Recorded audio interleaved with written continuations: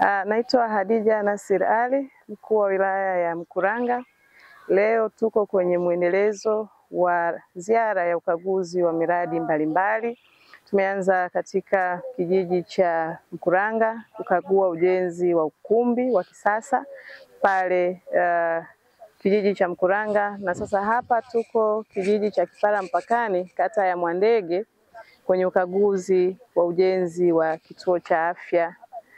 Wote mnafahamu Mheshimiwa Rais baada tu ya kuapishwa, lakini pia kipindi ambacho alikuwa anapita katika maeneo mbalimbali kunadi sera na kuomba kura na ridhaa kwa wananchi, aliahidi siku zake 100 zitakuwa za kishindo, na sisi tukiwa wasaidizi wake tumeweza kuainisha maeneo yote ambayo Mheshimiwa Rais aliahidi, na tunashukuru tumeanza kupokea fedha za kutekeleza miradi mbalimbali ikiwa ni ahadi yake ya siku 100.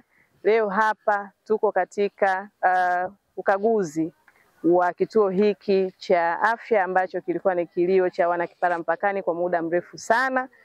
Wananchi na sisi viongozi tunamshukuru sana Mheshimiwa Rais wa Jamhuri ya Muungano wa Tanzania Dr. Samia Suluhu Hassan kwa kutekeleza ahadi zake na kuendelea kutekeleza yale ambayo aliainisha katika vipaumbele vyake alivyovitoa vya siku 100, lakini pia yale ambayo yaliahidiwa ndani ya ilani ya Chama cha Mapinduzi 25-30. Sisi tunajionea kwa vitendo, hakuna kilichosimama Mkuranga, mambo yote yanakwenda vizuri, miradi inatekelezwa na tunaendelea kupokea fedha mbalimbali za utekelezaji wa miradi.